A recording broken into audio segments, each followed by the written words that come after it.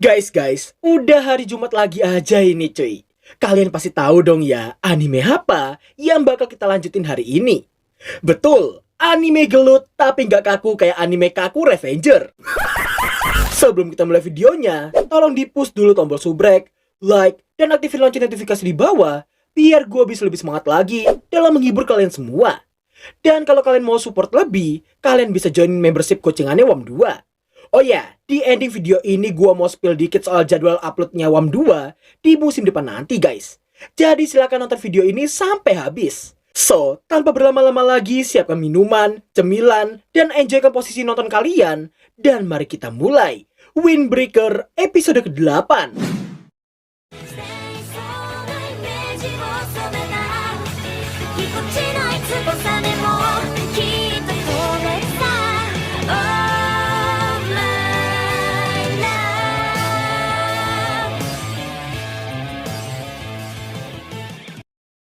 'Di episode sebelumnya, kita telah diperlihatkan gelutun best antara Bofurin melawan Sisi Toren yang hampir mencapai puncaknya. Peradu mekanikan Sakura melawan Togame telah mencapai klimaks dan cuma tinggal masalah waktu, hati, serta kondisi saja yang akan menentukan siapakah yang akan menang dari kedua petarung ini. Di tengah Togame masih berdilema dengan apa yang dia inginkan sebenarnya, Sakura merasa terkejut setelah menyadari Sisi Toren yang ternyata nggak tahu menahu tentang insiden yang melibatkan Sasaki, si bocil SMP Furin. Sakura yang sangat kepo pun bertekad harus mengenal sosok lawan di hadapannya saat ini. Togame ditanyai pun hanya bisa menjawab geng Sisi Torennya itu hanya mencari orang-orang kuat saja, dan songgok sampah macam si Yukina dan Kanuma tidak seharusnya berada di gengnya itu. Togame sendiri nggak tahu sudah berapa banyak anggota Sisi Torennya yang ia buang sebelumnya. Namun di saat dia yang melaporkannya pada Choji, alih-alih akan muncul sebuah kesempatan untuk mengubah Sisi Torennya, naasnya di sini gengnya itu malah gelut tanpa keadilan sama sekali. Meski Togame menyesali keputusannya di hari pertama Choji mulai berubah, namun jalan untuk berhenti sudah nggak bisa ia dapatkan. Dan ya, kayaknya gua tahu isi pikiran semua orang-orang yang nonton mereka deh.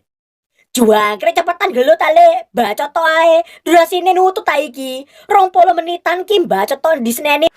山に行きたいな。何したってんだよ。 Sakura yang gak paham dengan apa yang lagi diomongin sama si Togame pun mengungkapkan bahwa dirinya mengakui Togame sebagai lawan yang sangat kuat, tapi juga sangat payah di saat yang bersamaan. Maka dari itu Sakura bertekad akan mengalahkannya dan membuat titel payahnya tadi itu terlepas, sehingga si Togame ini akan jadi lawan yang sangat pantas untuk ia kalahkan di kemudian hari. Setelah memprovokasi Sakura dengan tawa sinis dan sedikit hinaannya, hal tersebut membuat sumbu emosi Sakura aktif dan langsung menerjangnya di saat itu juga. Ucapan Sakura barusan membuat Togame terbawa kembali ke momen perubahan Choji di hari itu, di mana kerasi Togame ini entah takut, sedih, atau kecewa terhadap tatapan si Choji ini. Hal itu membuatnya cuma bisa patuh karena Choji yang menantangnya untuk bergelut dengannya.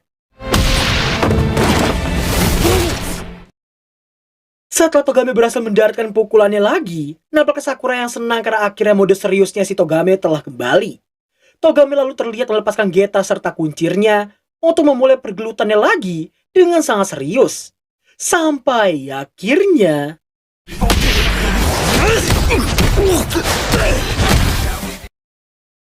Di tengah adu jontos yang sangat-sangat sengit itu, semua orang yang menonton pun jadi sangat merinding setelah menyadari keduanya yang malah tersenyum seolah-olah tidak mementingkan rasa sakit yang mereka terima.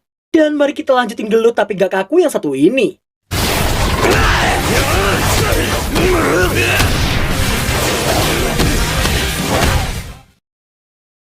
Melihat betapa sengitnya pergelutan di antara keduanya, Suo pun sangat-sangat terkejut mengetahui betapa hebatnya si Sakura. Dan ya, Suo aja udah kaget, apalagi si Mirei ini. Dirinya menganggap pergelutannya si Sakura dan Togame terasa sangat mengharukan baginya. Hiragi, Umemiya, serta Tsukishita juga sangat terkejut melihat Sakura yang bisa menandingi skill gelutnya si Togame. Di tengah itu semua, Choji terlihat memandangi pergelutan mereka dengan tatapan yang sangat-sangat kosong. Sementara itu, Sakura terlihat sangat bersemangat dan sangat senang karena itu kali pertamanya bergelut dengan lawan yang memanggil namanya dengan benar. Sampai pada akhirnya...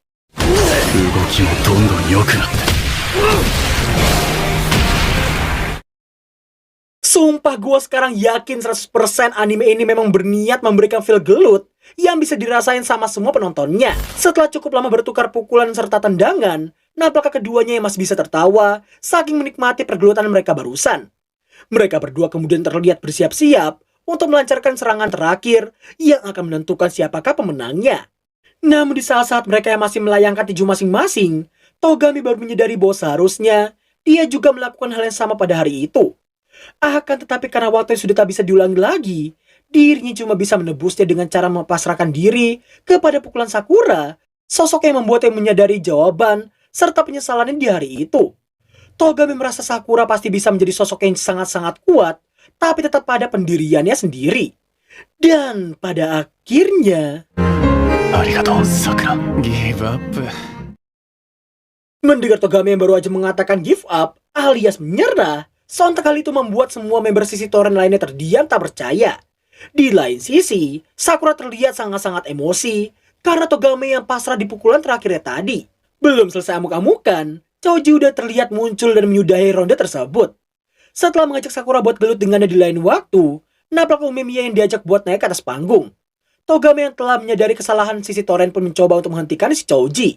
Namun yang terjadi... Ya, aksi Sakura yang memukul si bocil tenggel idiot Madesu ini berhasil dihentikan oleh si Umemiya. Setelah muji Sakura yang berhasil berkomunikasi dengan sangat baik dan meminta Togami untuk menyerahkan si bocil tenggel Madesu ini padanya, Togami pun paham dan memintanya untuk jangan sampai mati. Yang entah ditujukan untuk Umemiya ataukah si bocil Madesu. Sakura yang juga paham pun memutuskan untuk turun, tapi dia masih gak paham makna berkomunikasi yang diucapkan oleh si Umemiya barusan. Nah, di sini Hiragi memberitahu alasan Togami yang menerima pukulan terakhirnya si Sakura, yaitu untuk menebus penyesalan sekaligus membayar hutang atas kesalahan yang dimulai oleh gengnya itu. Namun terlepas dari hal tersebut, Hiragi muji Sakura karena telah memberikan yang terbaik. Sementara itu, Umemiya yang melihat Choji pun harus menanyakan apakah dirinya tidak merasakan apapun dari pergelutan Sakura dan Togami tadi. Choji yang mengaku tidak merasakan apapun membuat Umemiya menyayangkan hal tersebut. Iya. Choji lalu mengatai Umemiya yang sangat curang karena Bofun berisikan orang-orang yang sangat kuat. Sedangkan sisi Torennya berisikan seonggok sampah lemah yang membuatnya jadi gak bisa bebas sama sekali. Dan hal tersebut tentunya tidak menyenangkan sama sekali untuknya. Mendengar ucapan ketua mereka barusan, semua member sisi Toren pun terdiam dan mempertanyakan apakah itu pandangan Choji pada mereka selama ini. Dan ya, di momen inilah kita akan melihat betapa idiotnya bocil kematian yang satu ini. Kesalahan dalam berpikir dan saking otaknya cuma sebiji kuaci, hal itu membuatnya mengira alasan dibalik Umemiya yang bisa bersenang-senang karena dirinya adalah yang terkuat di Bofurin. Oleh karena itulah Choji menginginkan Umemiya serta Bofurin untuk jadi miliknya seutuhnya. やっとこの退屈な毎日が終わる。 Ini bocil kalau ada di real pasti bakal viral gak sih cuy? Kan bagus tuh ya. Viral, BDGJ, bocil dalam gangguan jiwa. Setelah cukup puas menyampaikan keegoisannya barusan, pada akhirnya peradu mekanikan di ronde terakhir ini pun dimulai.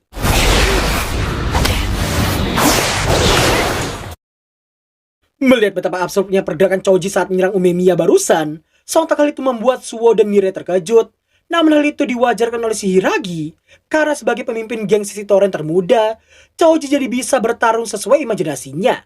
Di lain sisi, Sakura terlihat sangat kesal, tapi juga sangat bersyukur, karena jika sebelumnya Umemiya tidak menghentikannya, minimal dia akan pingsan, atau mungkin bonyok karena harus menerima serangan fatal dari si Choji itu. Mengetahui masih banyak kekurangan dalam dirinya, hal itu membuat Sakura bertekad akan jadi lebih kuat dari yang sekarang. Setelah melihat dan mengingat ekspresi serta ucapan yang seolah-olah mengasihaninya, hal itu semakin membuat Choji emosi karena dia nggak paham dengan apa yang mau dikatakan oleh si Umemiya. Dan tepat di saat Choji yang mau melayangkan serangannya lagi, secara tiba-tiba epic badass. Meski nggak kena dan cuma terkena hempasan dari pukulannya saja, hal itu lebih dari cukup untuk membuat Choji mimisan dalam seketika. Melihat betapa alotnya sifatnya si Choji, hal tersebut membuat Umemiya 100% yakin dirinya takkan kalah darinya. 俺は100%負けない。Dan berakhirlah alur cerita anime Windbreaker episode ke-8. Gua cuma akan balas 2 komentar kali ini cuy. Karena ada yang mau gua sampaikan ke kalian tentang planning WAM 2 di bulan Juli mendatang. Oke, komentar pertama datang dari tanpa nama. Bang, anime yang menurut lo paling jelek dari segi alur, karakter, dan lain-lain tahun 2024. Dekisoku Night Toyo Bareta. Gua langsung yakin jawab itu cuy. Rating 4,87 dari 10. Di My Animalist ya. Jalan cerita super bosenin, cenderung monoton tanpa awalan dan tujuan yang jelas. Kalau ada dari kalian nih ya yang nganggep anime Dekisoku Night itu bagus, berarti kalian cuma bocah pecinta overpower yang punya pola pikir Pokoknya MC itu harus OP, nggak boleh cewek, nggak boleh lemah, harus punya kekuatan setingkat dewa dan sangat-sangat keren. Komentar kedua datang dari Funcation 480. Kenapa ya bang? Ada channel di YouTube lain ngonten episode 5-8 cuma 27 menit doang. Ini dia komennya di Remonster kemarin kalau nggak salah ya. Disclaimer dulu nih, gue bukannya berniat nyinggung siapapun ya. Tapi gini cuy, ngedit itu kan lama dan susah ya. Nah, mungkin mereka merekap segitu biar cepat selesai aja nggak sih? Walaupun akhirnya kualitas dari video tersebut jadi down parah sebenarnya ya. Kok bisa gitu bang? Ya pikir aja bre, ada adegan action pukul-pukulan, tapi malah dibawain pakai screenshotan goyang-goyang. Udah gitu suaranya dimatikan, malah diganti suara si narator. Sedangkan untuk gua sendiri, kenapa selalu ngedit lama? Ya bandingin aja sendiri cuy. Channel WAM 2 ini sebenarnya nih ya, tinggal nyari narator baru doang. Gua yang ngetik, naratornya kalau bisa cewek cuy. Wah, itu mantep banget sumpah. Kalian bosan kan sebenarnya dengerin suara ngebas gua yang kayak gini? Nah, sekarang saatnya gua sepil dikit jadwal upload WAM 2 di bulan Juli nanti. Mungkin di bulan Juli nanti gua bakal kembali ke awal dulu cuy. Format videonya per episode. Jadi mungkin di summer Juli nanti itu ya gua bakal bawain 1 judul per hari. Jadi perhitungannya bakal jadi 7 judul dalam 1 minggu. Karena gua ngerasa durasi panjang kayak Remonster dan sejenisnya itu bukan tipe gua banget. Ya Remonster sebenarnya bisa jadi per episode. Cuma di awal musim kemarin gua kan diomongin bang kalau bisa musim depan durasinya panjangin. Ya makanya gua panjangin khusus Remonster sama Maono Ore sama ya Ken Kadokugaku aslinya pengen gua jadiin per episode. Cuma karena waktu gua kemarin gak cukup jadi mau gak mau gue jadiin 2-3 episode gitu loh cuy. Ya gitu ya. Semoga aja akses gue bisa lebih banyak juga di musim depan ya. Good job.